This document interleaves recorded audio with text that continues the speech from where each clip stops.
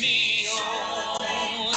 Give it love, please celebrate me on. Let me wonder, star that I'll always remember. I can recall whenever I.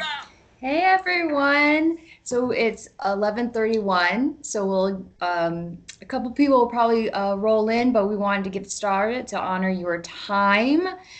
Today we're talking about excellence to the core, which is going to highlight our 5 C's, which is what we base our performance on, but also how we move forward as blood donor ambassadors and work at Drives, incorporating the 5 C's. Anything from you about that? Yeah, no, that's exactly what we're doing today. Thanks for the intro. Thank you all for joining us. And I think we know most of you, but just in case, my name is Jamie Wright. I work for BVW here in North Carolina, along with Krista Connolly, and I work in North Carolina as well, the eastern side. And yes, and this is Caring Communications for November.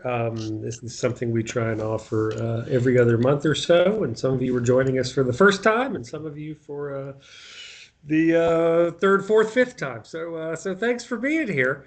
The purpose of the modules that we offer here under Red Cross Caring Communication, and they have this nice graphic up here.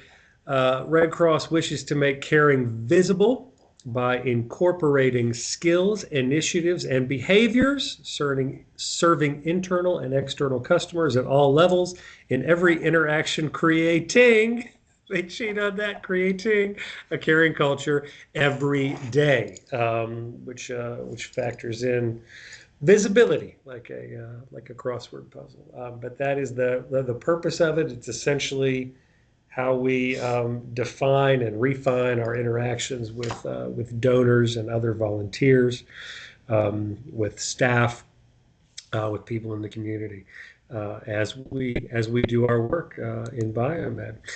There are, just to take a big step back real quick, there are 5 lines of service at the Red Cross.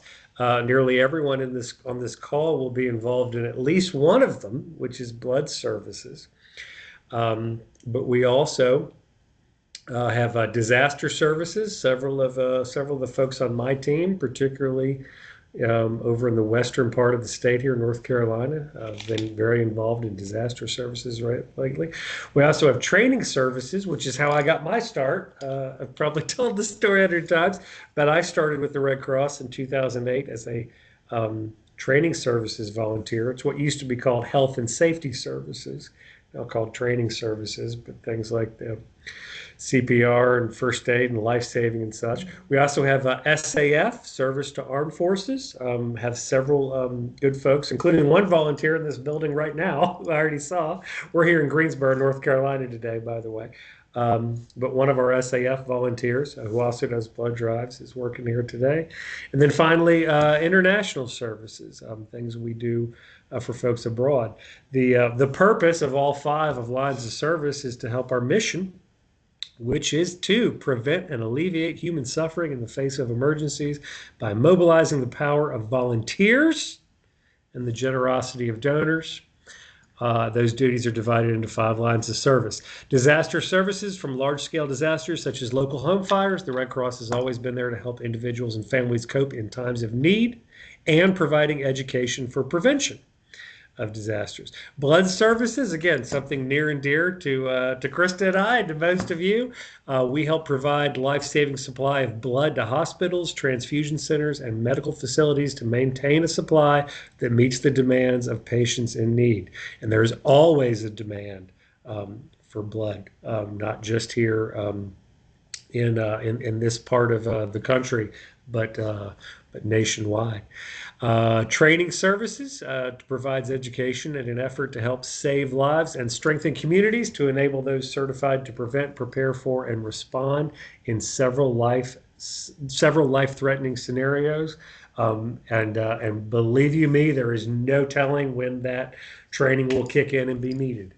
I have, again, I started in that field, and I have had to, in real life, do mouth-to-mouth resuscitation twice, Oh, wow. and shock paddles twice, AED, defibrillation. I've never been the compression guy, so the thing you see on TV. I've been working next to that person doing compressions, but I've never done compressions. But you never know when it's going to kick in. I had a coworker, a colleague of mine, a young lady named Ashley that I worked with for years. And she actually did this training with me and found out just a year or two ago that she got to use it in real life, IRL, at K&W cafeteria. Stranger started choking, and she was at the table behind him and had this Red Cross certification, and jumped in and saved his life. Service to armed forces focuses on active service members, veterans, and their families to provide emergency communication services to unite families, connect military hospitals and wounded warrior units, assist in healthcare facilities, and advocate for veterans' benefits. Again, we have an SAF volunteer who's also a BDA here working today. And I know in this area here in North Carolina, again, very active presence. And actually over where you live, near Fort Bragg, or where you operate, in Eastern Carolina, they have a large presence as well.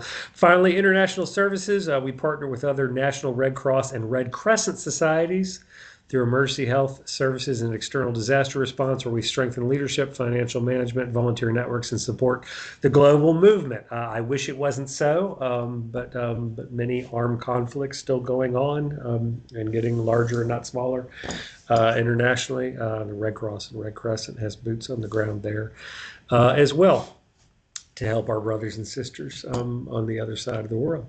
But those are the 5 lines of services for any of you unfamiliar, and how they support the mission. And then finally, as part of this, we talk about a culture of fundamental principles that are key to the Red Cross's identity. They are humanity, impartiality, neutrality, independence, voluntary service, unity, and universality. Humanity.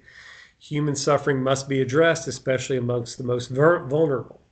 Impartiality, because we do not discriminate based on race, nationality, religion, class, or political views. And we are therefore neutral. Neutrality means we do not take sides in wars or conflicts, does not choose sides on political, religious, ideological, or racial issues. Independence, the Red Cross always bows to needs, but not to rulers. Voluntary service, we work around the clock, but never for personal gain.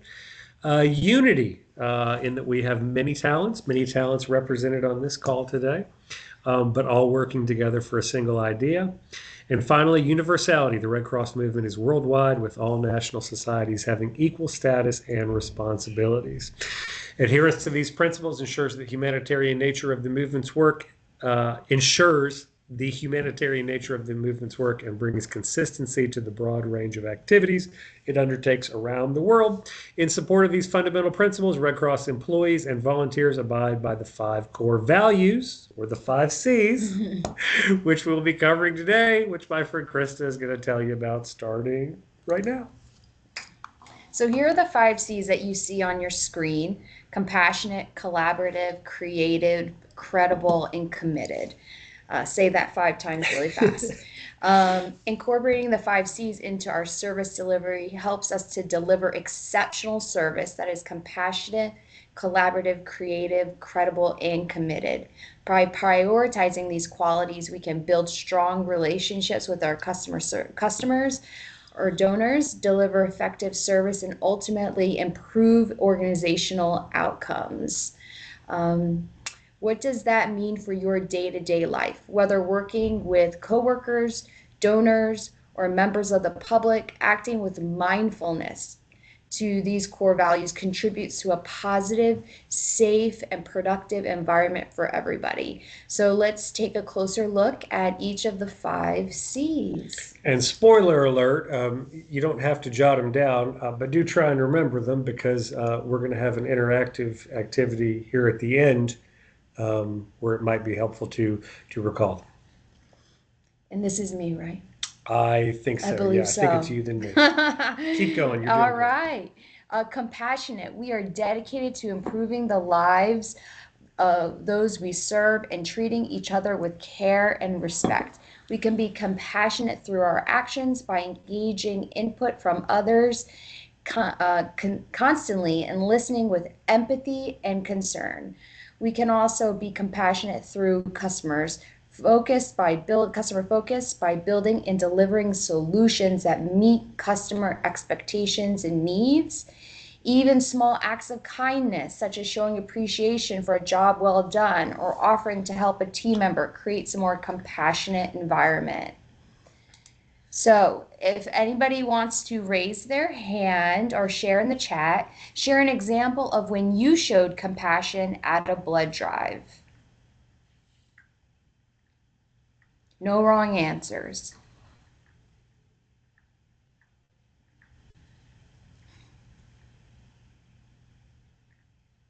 And if no one has one, oh, wait a minute. Lori Copeland has one. Yeah, Lori. She's probably at a blood drive right now. No, I'm not. I'm at home, but we had a large blood drive yesterday at WXII, and it was not. It was a little bit backed up, as you guys know, it can get sometimes. And so we had some donors that were concerned because they had to go back to work, and so we just kind of polled the crowd to see if the people that were kind of in a rush, if they could skip and go a little bit ahead. And everybody was so kind and said, yes, we don't have anywhere to be, so please put them ahead. So it's just paying attention and making sure that when things don't go exactly perfect, maybe you can fix it somehow. Yeah, with a little kindness. Yeah. So fantastic. Thank you, Lori. That's a great real world example. Just yesterday, yeah, and actually, and I had heard that they said the drive went really well, but it was running a little slow. So, and thank you for being there to represent our team yesterday. Anyone else have an example that they want to share about being compassionate at a blood drive? See. Karen says, I'm a medical provider. I provided emergency medical support for a donor that was ill during a donation. Fantastic. Well, we're glad that you were there. Thank you for that. And yeah, that doesn't happen often, but it does happen, and some people do have reactions to that sort of thing. Excellent examples. Collaborative. So the second C.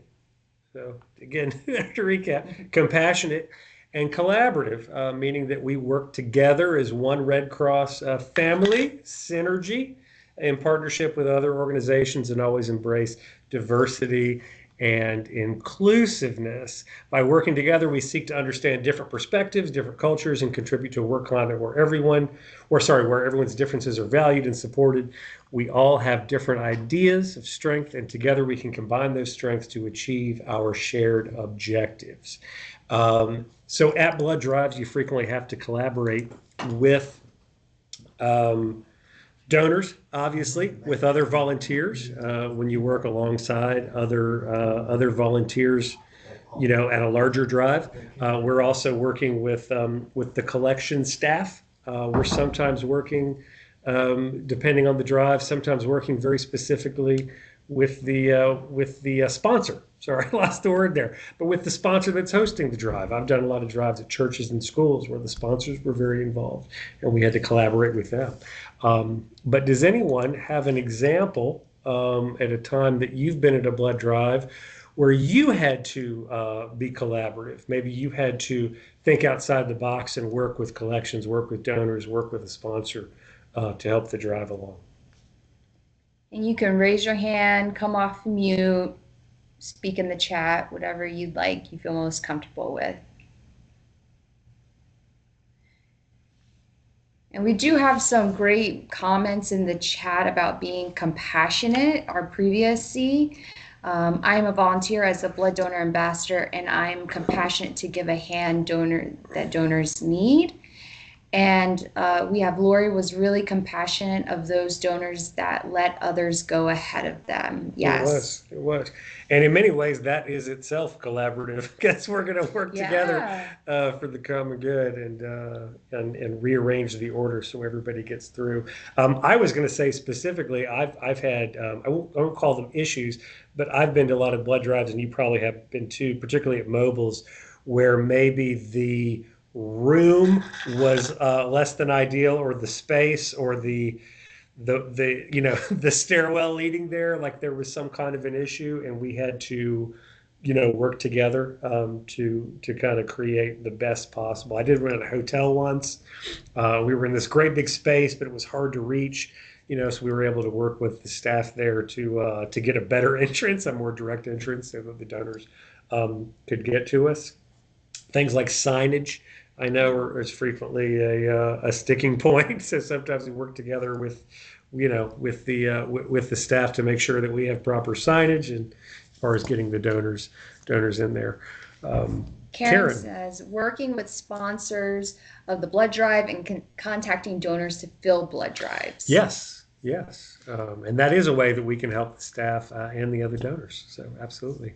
And Debbie, hey Debbie, says helping the staff when they need help with sick donors, teamwork. Yes. If someone does need a little extra TLC afterwards, absolutely. We have a hand up. Is it Akbari? Did I say that right? Yes, hey everyone. I hope you're all doing well and glad to see you guys today. I'm Nilab, and I'm one of the volunteers with the American Red Cross. And an example for collaborations, I think that I would help educate the public and coordinate their participation in the blood drive. And also, Yes. I team up with my colleagues. Yes, absolutely. And that's an excellent point, because some of the work that we've done as a BDA, like say the education piece, is kind of answering some of those simple questions with the public. Yep. People come in and want to know sometimes very basic things. How long does it take? And I had a guy on Friday ask me like, "Hey, I have to play soccer tomorrow. Will I be okay to donate today?" Yeah. Yeah. So the education piece, I hadn't thought of that, but that's excellent point. Thank you. Thank you, and thank you for being here today. Okay, so examples of collaborative.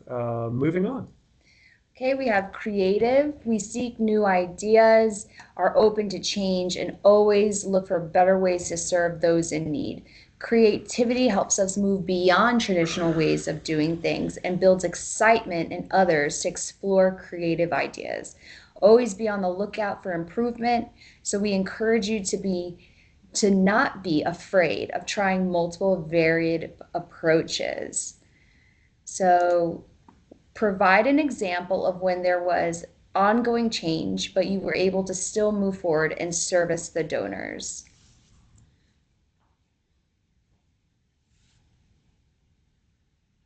It's a very good question. It is. Is there a handout? Oh, no. Let's see. Anybody in the chat? This is Andrea. Hey, Andrea. Hi, Andrea. How are you? Good. We were talking before we started that we hoped that you were going to be on this. And I hope Andrea's on this, because she always has amazing stories. Andrea, yes. I was on here quietly listening. Yeah. I just wanted to give an example from my blood days. I mean, I can give one from now, but this one was really cool. I was on a blood drive, and we were supposed to have 4 staff members. And I was trying to figure out, somebody called out. She didn't make it to the drive. So now we were down to 3. We had a goal of like 30 something. There was only 3 of us, and we were trying to figure out how we're going to make it work. So I decided to make the space that we were working in smaller. So we, pulled the health histories closer to the donor unit, closer to where we had the blood, where we were processing the blood and all of that stuff. Everything came in closer so that I could do a history, and then from history I'd run and process the blood. If somebody's having a reaction, I could help them at canteen. So I had the canteen close to where we were to everything. How do I say it? I'm getting tongue tied here. I just put everything closer because there was three of us. One Yeah. person I knew was really strong that she could do the venipuncture, so she was great at that. And I know I was much faster at health histories and processing the blood. So I had health histories closer to processing the blood, which was also closest to the canteen, so I could do those three areas. And the other two staff did the donor unit. And that's how what we had to do. We had to be creative to make it work because we didn't want the drive to shut down. We had a lot of people put some hard work into it. We had 30 something people that signed up, wanted to donate. We had people waiting, and they were nice enough to wait once we explained to them what was happening. And so we just had to get creative so that we didn't lose one person. We made the goal and we did well. That's fantastic. And that's so interesting because frequently when I think about space, I think about not having enough space. We need more space for something, but that's an excellent point. It's almost like the excess space was hurting the Right. efficiency of We yeah, drive. So what, you yes. shrank the Yep. space so that So things we would were go closer. would go Yeah. quicker and So we fast. could, yeah, so we all could react and help each other out.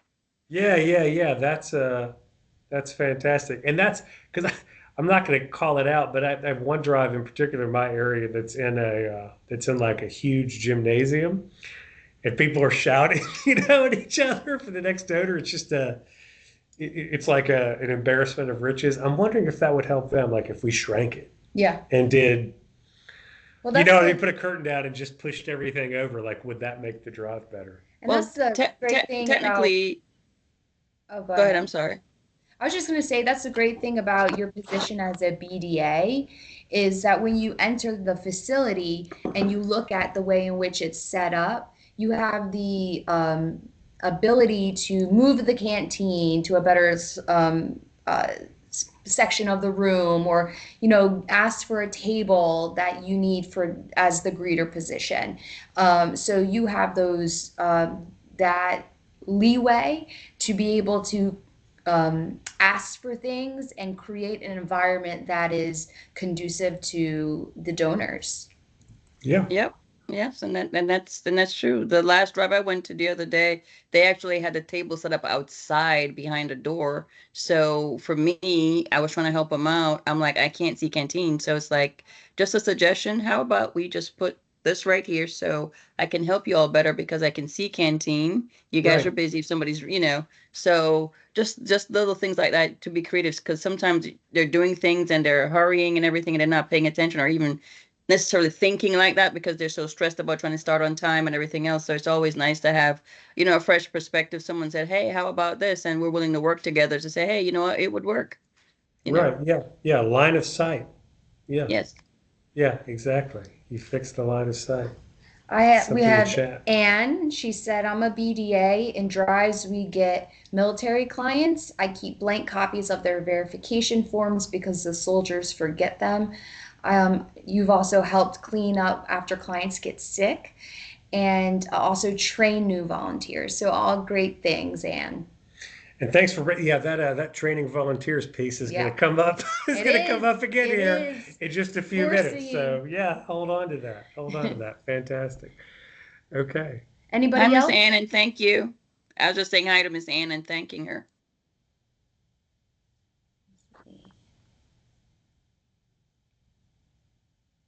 Okay. Excuse me, I also want to share my Yes, Oh, example yeah. and please. creativity.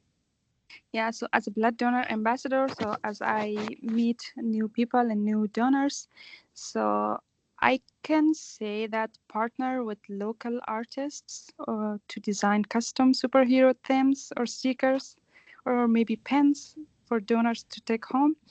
Yes. And that would be a good thing because uh, I, when I work, I meet some people that they are not happy, so I can communicate with them um, and bring some smile on their faces. So I think that that is a kind of creativity to change the donor's mood to a higher level. I mean, Yeah. to the Yeah. Yeah. happiness level. Yeah. Yeah. Hmm. That's we talked about that in our last module, the vibe of the drive. making sure everything Yes. stays positive. And I like your comment about the superhero theme. I went to a superhero themed drive this past summer in July, large one, and we did. Wow. We took the existing. We had these buttons, like I'll go ahead and share. I was going to wait to the end, but we had these buttons, Oh, these that's very we love nice. our volunteer buttons and things. And what we did was we modified them just slightly for the theme. So the volunteer badges all said super volunteer, and the donor badges all said super donor. We stuck it on there so that everything had which was really simple to do, but it was a neat little thing. I had a couple people wearing capes and stuff. So yeah, so That's we also made a it. kind of We made everything super. motivational thing. Yeah, yeah, Yep. yeah. Yep. Right. Absolutely, absolutely. Great example. Thank you. Um, Yeah. Thank you. this one's me, right? We'll Yes. go first. So the fourth one. So credibility. The fourth C, meaning that we act with integrity and are transparent guardians of public trust and honor our promises. This whole thing that we do falls apart, if the public loses trust in the American Red Cross. Thankfully, we have a very well-known, history of trust with the public. So we always want to gain confidence and trust of others by honoring our commitments and keeping confidences, meaning that to the best of our ability, we follow through, do what we say, give people correct information, are well trained so we can answer those questions correctly. Or if we can't, we find the person who can, which is a piece of that too. I years later, I still get questions sometimes that I don't know the answer to, and I have to say, well, let me grab a member of collections to get you the correct information. It's okay to say no, I don't know. Right? Yeah, I And to don't know find somebody who may know, exactly. instead of kind of winging it and then potentially providing inaccurate information. So don't be afraid to say I don't know. Exactly. And I have kind of a tendency, for better or worse, to talk a bit anyway. So I get in those long conversations and I want to answer the question, but I don't know the answer and have to find the smarter person in the room. But does anyone have an example like that from a blood drive? A time when or I guess it doesn't have to be in a blood drive, but does anyone have an example from work or family or where you're working at the Red Cross of a time when you have had to be credible by honoring a promise in that area? I promised a gentleman who lives in my apartment complex a hat. And this happens to a lot of us where we promise a shirt or a hat. And so we go above and beyond to find the hat to make sure, he has it and he feels connected to the Red Cross. He's a donor. So that's my example of just being credible, following through on your promise to provide that hat to this gentleman. Yeah.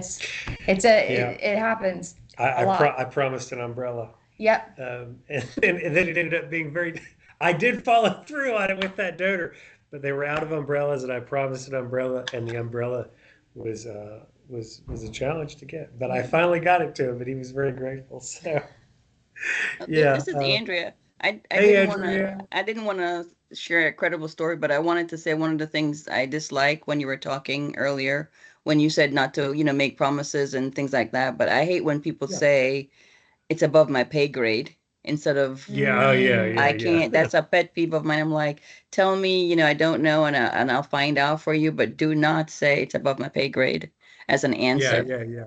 That's Yeah, one of no. my pet peeves too. No, I agree. I don't like that either. And the phrase in my mind is always that, when they say stay in your lane. So we do have to frequently stay in our lane and things. Like there's things that our team does, and there's things that collections does, and things that upper management does. So it is important to not go above and beyond your training. But yeah, I agree. To give someone an answer like that it feels very dismissive to me, and I feel like I'm being talked down to. I can't say that. So yeah, it's good. Don't. That's not a good phrase to use. A better phrase, like you were saying, let me find somebody who can answer that. Excellent example. All right, we'll go to the last one. I believe this is the last one of the 5. Yeah. We hold ourselves accountable for defining and meeting clear objectives, delivering on our mission, and carefully stewarding our donor funds. Let's see, when we make commitments, we always follow through and make sure others do the same. Being committed also means establishing clear responsibilities and processes for monitoring work and measuring results. So, if anybody wants to share how you show commitment as a BDA, what objectives were you working towards? I'd like to say that everybody here is committed. Yeah. As a donor, as a BDA, as whatever service you work in, we're all committed to the mission, and that is what's important. Of course, we want to be compassionate, creative, credible, etc. But being committed and dedicated to the work and the mission is so important. Right. The fact that you're on this call today. There it is committed. The fact that you register for a blood drive and show up on time and do those tasks. Yeah. I have some fiercely committed volunteers and staff members that I work with. Speaking of fiercely committed staff members I work with, Lori has her hand up. Thank you, Jamie. I just have to call out. Sorry, Karen. Karen Ventris is on this call, and I have to call her out because they are in Western Carolina, her and her husband, and they do every service we provide. They do all the mission services. And even after the hurricane, they've been helping with blood drives. They've been helping with disaster. They've been helping with service to military. They are community liaison volunteers. I don't think there's anything they don't do. They're just very dedicated to the Red Cross, and I just want to thank both of them so much. Thank you. And you said they're on the call? Yes, Karen is. I'm not sure about her husband. Karen, you want to speak up?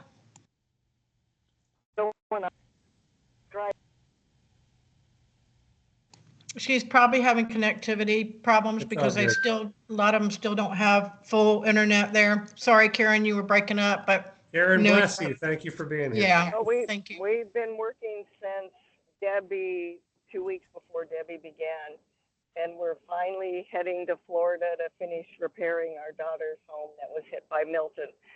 So we've been hit by 5 disasters. So we really appreciate Flood Services, and also Lori has always stood up for us and provided us amazing assistance. And she even helps us out when we need help in other lines of service. I can ask her for a favor, and she always jumps in to help us. So she's a great team member, and it makes it successful. Thank you, guys. Fantastic. Collaborative and committed. Following through on promises. Woohoo. Yes. Thank you, Lori. This is Andrea. I want to give a shout out. I see a few of my BDAs up here too. And I want to give a shout out to them because they are truly committed. I know for a fact, I think Miss Susan Belson is up here. Lots of times I've been stuck in areas and I can reach out to her, and, it might be a 30-minute drive, but, my husband will take me, and, they're both going. And I just want to tell her thank you because there's so many times that she's done that, as a last minute warrior too. Miss Carol Carter is up here. I see Miss Ann Berna. Miss Ann will take 10 drives if I let her, and she'll make every one of them unless she's sick. So, which she has been, and I'm glad that she's on this call and doing better. And Miss Carol Carter also, she couldn't always do BD in a traditional manner, but what I do admire about her, she would go to donate, and then while she was there, she would clean it up and making sure they had what they needed, and she would do all these different things. She's like, Andrea, I can't necessarily take a shift, but when she donates, and she donates regularly, she always made sure. She's like, can I bring my computer? Yes, you have Wi-Fi. And she's there, and she jumps in, and she pitches in, and she helps out. So I really appreciate them. Thank you all so very much. Yeah, I think we all have some volunteers, all our volunteers that are on this call right now. We're so blessed to have you all, and so thankful. And for how committed you are and all the great things that you do, and appreciate all of you so much. Oh, this is really nice.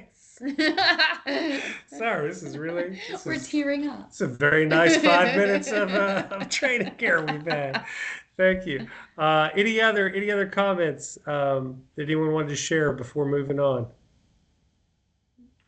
And I see my brand new Um, volunteer up here as well. I want to give her a shout out, Miss Mary Lou. She's brand new, brand new, brand new. Want to say Hi, thank Mary you for Lou. coming on here. Thank you so much. Thanks for being here. And thank you, Jamie, and thank you, Krista, for making me talk. I appreciate you. Sorry so Hey, much. no, we're glad you're here. Always have good stories. Good stories. Anyone else? Just come off mute. There's a hand up. okay. Yeah, I'm going to share my ideas. Yes. So as a blood donor ambassador, actually, honestly, it's been less than 1 month that I get involved with the American Red Cross. As far Welcome. as I Yes. noticed, yeah, thank you. I noticed a couple of things as a commitment. I'm a dedicated person. So I think that I can build strong relationship with donors when they come and give bloods. And I could promote blood donation awareness, which is very important.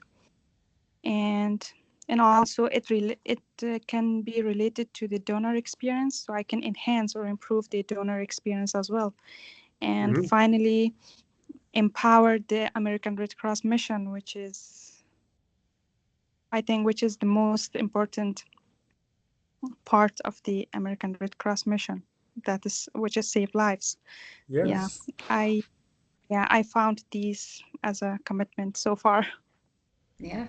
Beautifully said. And you said you've been here for a month? I volunteered since October 15.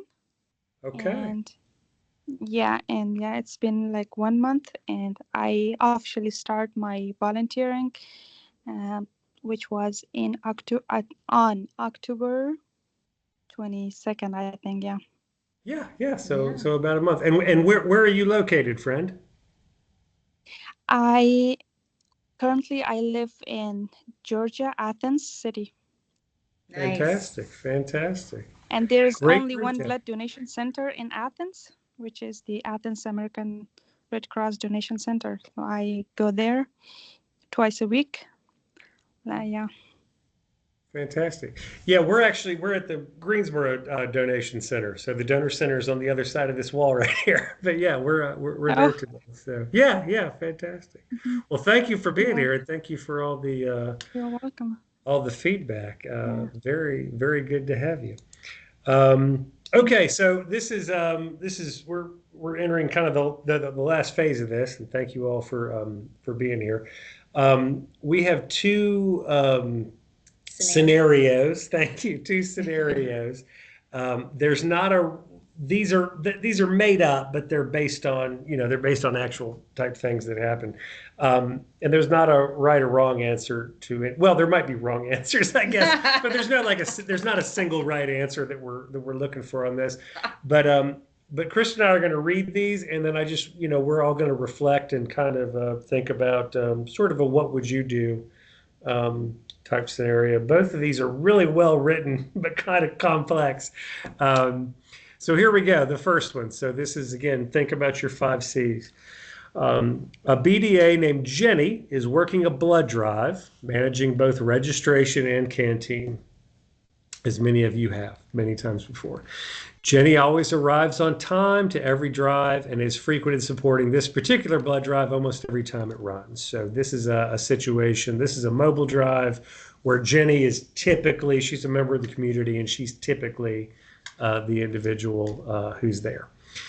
An hour and a half after the drive starts, in walks a frantic young man who seems to be lost, looking around. Can I help you, sir?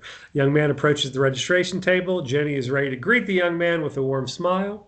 Man introduces himself as David. David is a new volunteer, so he's not a donor. He's also a volunteer. David apologized for being late, explains that he was trying very hard to watch the training video before his first shift, but volunteer connection was down, and we've all been there before.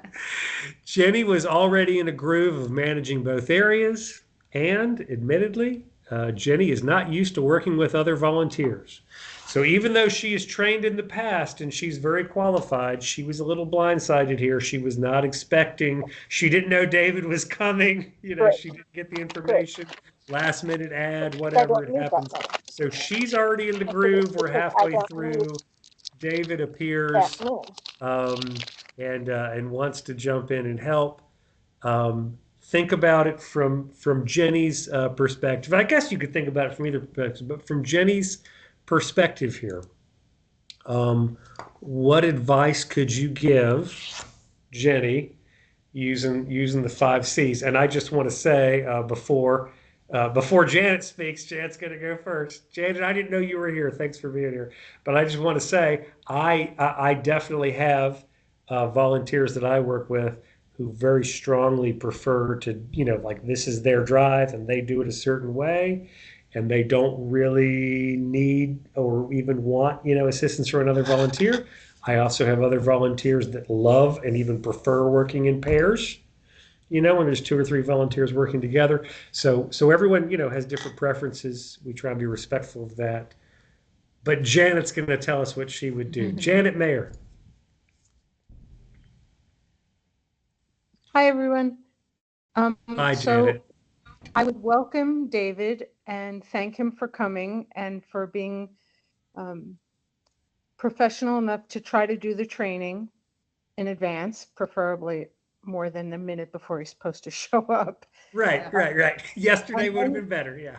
I would just set the tone. So I would explain to him that our immediately, I would welcome him as part of the team. Our priority is to manage the volunteers. So let's see what we can do about training while we're still managing the volunteers. If there's nobody in the registration area, then I would go to the canteen first, do a quick rundown of what needs to be done at the canteen, focusing on eyes on the donors as the priority, and then have ideally sit near me so he could watch me do some of the registration while still jumping up to do the canteen as well. And if there are breaks between registration and canteen, then I would dive deeper. Yeah. I stand corrected. I said there were no right answers. That might have been the right answer. I expected nothing less from Janet. Thank you, Janet. Yes, Janet was on the GTAC, the Raleigh area's lead team for years, doing onboarding and other pieces to the puzzle. So she's a pro, and we appreciate her so much. That was fantastic. That was perfect. Thank you. I know nobody wants to follow that, but would anyone like to follow that, or maybe have some advice from the David side of that? Because obviously he's earnestly making an effort, and we hope he's at the right place too. There's always a possibility that's happened to me. Maybe they went, you know what I mean? Maybe he was supposed to be there like yesterday or something. But yeah, it's possible. Carol. Yeah, I've had it both ways. So I typically I still work, which is why I don't get to do as many drives as possible as I would like, because they're usually during the week when I work. So but I do try to do the drive that happens where I work, at the office where I work. But sometimes there's confusion because I tell my contact that I'm going to work it, but it's actually handled by another division or another group or something. I'm not exactly sure. So I've had a couple times where I've shown up to be there and there's already another person there. Right. And so I'm just like, that's okay. Because we really only need one person. It's a small area. And so I said, that's okay. I've got other things I can do. And I just let them continue on doing that. And then one time when I was doing one out here where I live, where it was at a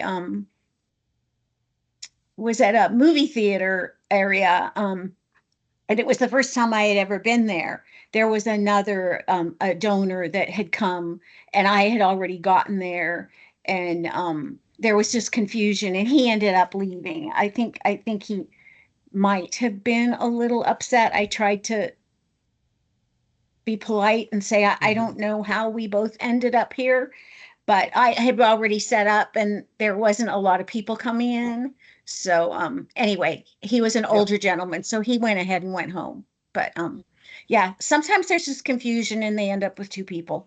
Yeah, yeah, yeah. And sometimes, and we were talking about this just earlier today, sometimes there is deliberately an ask for two people. And we've had Oh yeah. situations, I know Kristen and I have had Yeah. situations where we thought it was an error and then come to find out because of the geography of the space or some special set of circumstances that they in fact did want two volunteers or three volunteers because because the check-in area was like that a whole Oh different yeah. area from Yeah, the when they're bar. very separate. The one Right. where I work is the check-in is like, 5 feet away from where the canteen is going to be. Yeah, yeah, yeah, So exactly. I just handle both of them. But yeah. Exactly. But Yeah, that actually just happened. There was a blood drive today at work, yeah, and I contacted my person like, I don't know, at the beginning of the month and said, just a reminder, I'll be at this drive. And they got back to me and said, no, somebody else has already signed up. And I said, okay. yeah, And then I yeah, said, would you please be sure to put me down for all of the drives of next year? So yeah, yeah, yeah. hopefully that will be taken care of. So, Yes, and I'm sure they'll be grateful to have you. And yeah, just a quick note on that. Again, even in real time. So at the location we're at now, which I can't show you unfortunately for those of you who've been here, but the donor center we're at now, it's a fairly large area, but it's there's kind of three rooms. So there's the check-in registration room, and then there's kind of a half wall glass separation from the canteen, and then another half wall glass wall separation to the draw area where the beds are. So the situation here at this particular location has been that yes, one volunteer can typically handle this uh, solo, but two is better. So we kind of aim for 1.5, but two is better. And I know there's other fixed sites I've been to where I'll call out Wilmington. A good friend Andrea works with Wilmington, but Wilmington again, it's not a huge space, but the check-in area is kind of facing one side by the entrance there, and you can see the draw beds and the donors, but the canteen is kind of around a corner, and it's a lovely area, and it's a really good setup, but you cannot see canteen. Yeah. You can't see who's in there, anything. It's like a whole separate thing. So again, I think one person can do it if they're willing to be flexible and responsible, move around, but two is better. right. And that's a conversation that we have a lot there too. Like, one is almost like a minimum one, but two is kind of ideal Yeah, for that particular location. at the Durham Center, it's like that. And it depends too, because for a while, so right now there's the check-in desk, which is like a half desk. And then Right. there's the donor area. And then behind the donor area, there's like a room with a kind of an open doorway to it, but it's like a conference area where they put the canteen. But for a Right. while, the canteen was actually across the hall, Yeah. and behind closed doors. So Right. you Yeah. did need two donors then. I Exactly. mean, two people Exactly. then. But Yeah. yeah, it And just God depends forbid, I'm on sure how it doesn't things happen are. often, So but if yeah, they were someone's in a canteen behind a door and needed assistance, so yeah, yes. in that case, there would be a legitimate need for two sets of eyes and two sets of hands. Um, who was that? Janet. Oh, Janet, one more. I just wanted to share that I've had occasions at mobile drives where the host has provided volunteers, but the rep had not communicated that clearly Yeah. or did not know. So a volunteer shows up, a BDA shows up, and it appears that everything is covered. So on those occasions, I always offer to stay at the least to make sure everybody knows what to do. And Yes. since it was scheduled anyway, I stay if needed. But there have been times when there's a little bit of confusion about that. Yeah.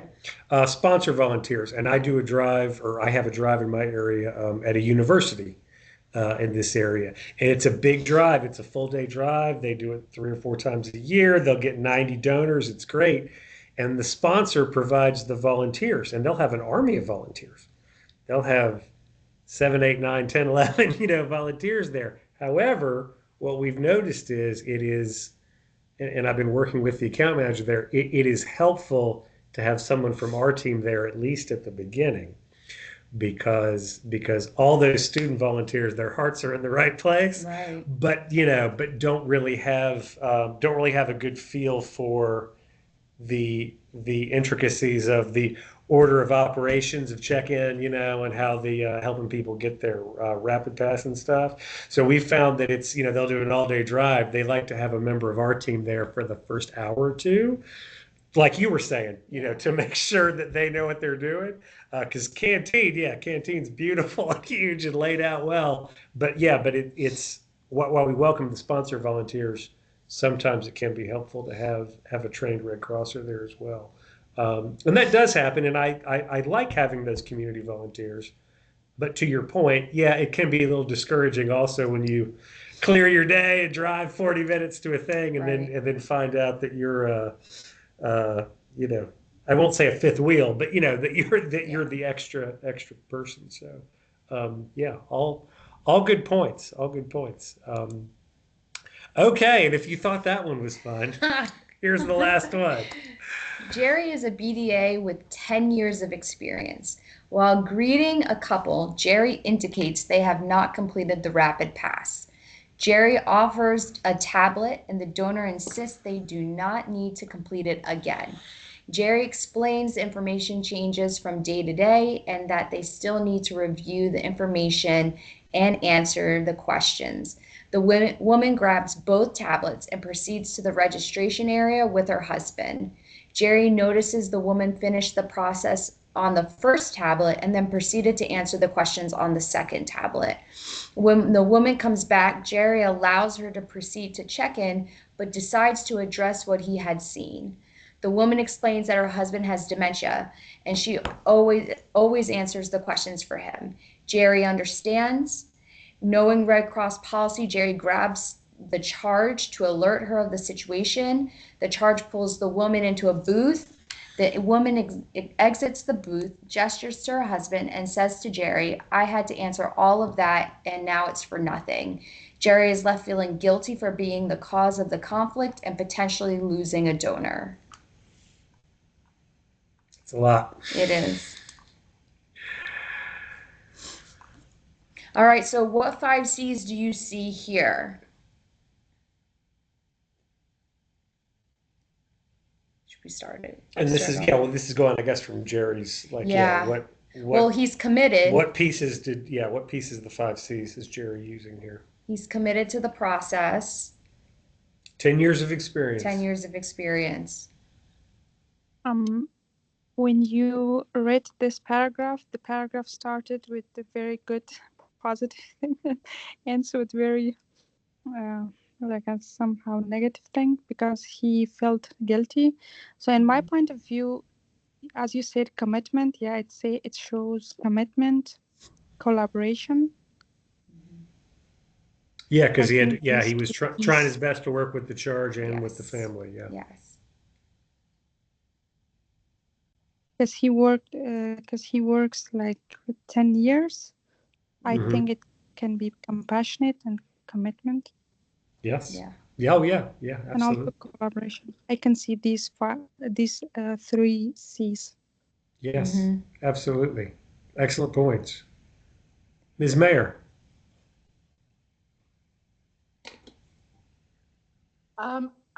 I would do it in a different direction and point out the C's that he did not abide Yeah. by.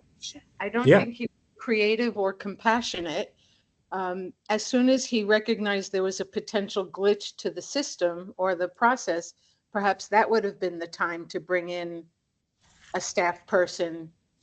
Because if they were home, she would have done it the rapid pass for him, and we wouldn't have known the difference. Right. So there are times when rigidity is not for me, rigidity is not the appropriate positive Right. response. Right. And ultimately the collection staff, the charge, there is kind of going to make the call on that. Mhm. But yeah, that's an excellent point. I hadn't actually thought about Yeah. that when we were discussing this before. But yeah, you're right. If they had done the rapid pass for him at home and None would be printed it the out the wiser. morning of, yeah, it wouldn't Yeah. have. Yeah, so that's an excellent point. So yeah, there is kind of a cautious flexibility that would need to be there. Excellent point. Anyone else? It's a tough one. Carol. Carol. Oop, maybe not. Maybe just trying to react. Oh, go ahead. This is Susan. Hi, Hi. Susan. I think Jerry is deficit in that he didn't speak with them enough to understand the situation. Also, if they don't want to do the rapid pass, we have the paperwork that they can peruse before going to the case history. So I think he really, he wasn't compassionate and certainly wasn't creative.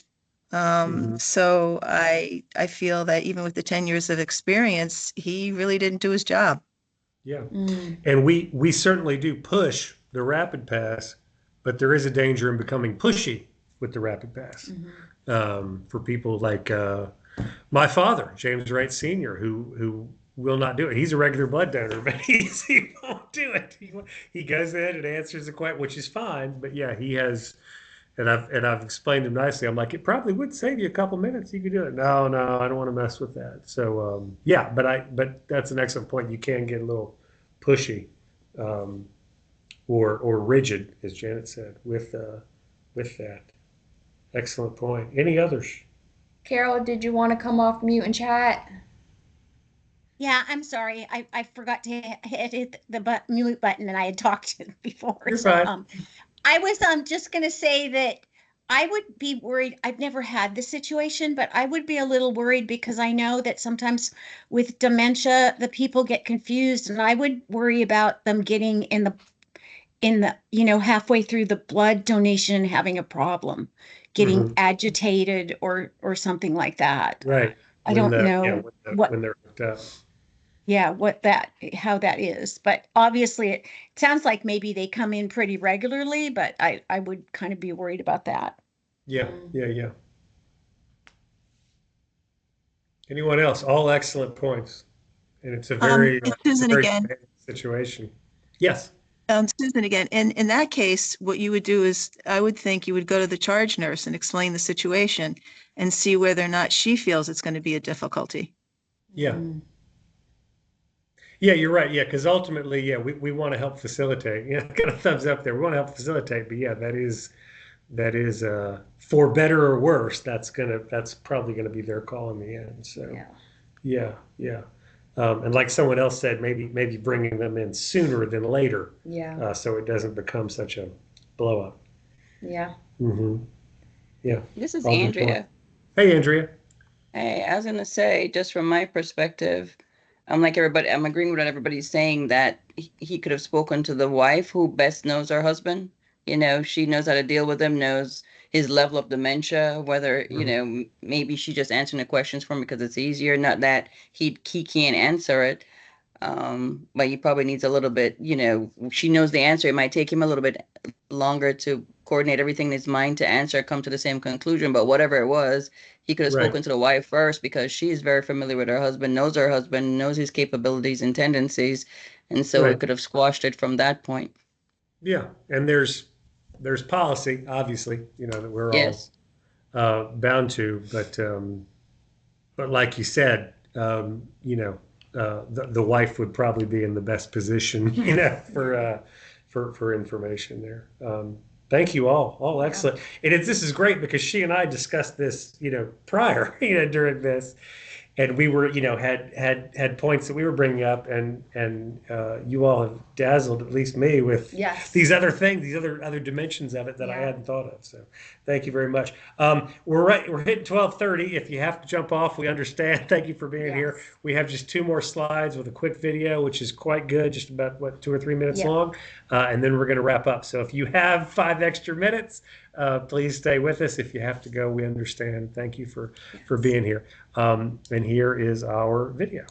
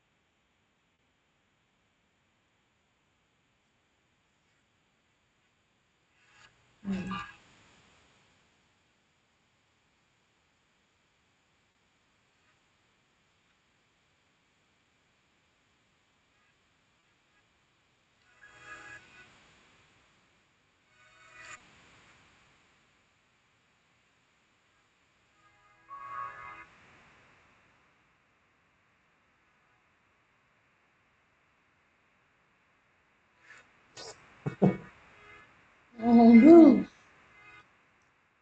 Whoa. All right. I'm not crying. Mic drop on that one. Yeah. There's I know. onions being cut. That's a good video. That's a good video. Yeah, I think this is you. We must never so much think as whether you like it or not, whether it is bearable or not. You must never think of anything except the need and how to meet it. Claire Barton, our founder. And that brings us to the end. So yeah, thank you all for being here. Thank you for everybody that stayed on for the extra minutes here at the end. I think that was worth it. So yeah, and we'll be back again. When are we back again? January. We'll be back again in January. So we'll be sending out information on that. Thank you all so much. We did record this, so we're going to try and send that recording out probably next week. And we'll be, if you happen to miss part of it or jumped on late, we'll be back here at 4:30 Eastern time today for the same presentation. With And you have some hands up, you guys. You got a couple of oh, I'm hands up. sorry. Yes, we do. I keep switching. I keep switching screens. We've got Janet. Sorry, but as long as I have the mic, I'm just going to say thanks. Well done. Oh, Oh, thank you. Thank you, Janet. Thanks for being here, Janet. everything. Thanks for all the good feedback you gave us. Kenneth. Hey, good morning. Can you hear me? Yes, I can. Okay, I've had problems before. Anyway, I'm still new to all this and I'm just confused because in the last scenario, my experience has been if they've had any problem with rapid pass at all, they just the phlebotomist or the whoever the screener is sits down and goes through the questions with them individually. So I don't see why it would have become a problem because they could have just done it all over again the old-fashioned way. Yes, and that is typically the answer. And you're absolutely right. I think, or at least my reading of this, I think that there was irritation in having to do it a second time because she had already done it. But it wasn't. But those answers were deemed invalid since she answered on behalf of the husband. So there was a thing, didn't want to have their time wasted or used in that way, or at least that's what I read from the end of that. But didn't they felt very put out by having to do it, basically answer all the questions a second time. Like, why would I bother with that? Yeah, understood. But you're right. But in nearly every situation, there should always be the option for because I have some folks that come in that can't see very well, or don't have an iPhone or a Galaxy or Samsung or so smartphone. Yeah. So sometimes that needs to be facilitated there. And I've even seen it where it needs to be translated, where they've gotten someone from the network on the phone to do the questions, in another language. So that should always be an option. I think the scenario was more based out of the frustration from, we already did this. Why are we being asked to do this a second time? Well, I know that they ask, why do I have to do it again? I did it last time. Well, just like, he said, things change. Right. And I noticed that they have added things, even in the short time I've been doing this. But I was amazed. A drive I was at this week, a guy flat out says, "You're not putting anything on my phone." I go, "Whoa." Okay. All right. That's. But anyway, I got his blood. Yeah. No. Thank you. Okay. Well, thank you very much. This has been good. Thank you, and thank you for being here, Kenneth. Welcome to the Red Cross. Have a great week. Bye. And last but certainly not least, Miss April. April Vanderhorst. Hello. Beautifully done. I'm not coming on camera because I'm full of mush. That video got me that y'all just played. That was good, Beautiful. Right? That was so nice. But I just want to chime in, amazing content. And if I may, Jamie and Krista, remind the volunteers about getting their training hour, that they can track that hour that they spent with you all today as well. Thank you so much. Yes, absolutely. This is worth at least 1 hour, if not an hour and a quarter. Looks like we're about to. So 1.25 hours of training if you joined us today. So, and if you need help getting that input into your volunteer connection, please reach out to one of us or whoever your volunteer contact is. We'd be happy to help you with that. Yeah. With that in mind, thank you again for being here. We'll be back. You did a great job. You both presentation. did. Thank you, Andrea. Thank you. Appreciate y'all being here. Thank you for participating. And happy Thanksgiving. Yes. Happy Thanksgiving. Thank you. Thank you. And do you mind sharing that link to your video, please? Yes, I will. We will send that out to you. Thank you. Bye-bye. Have a good one.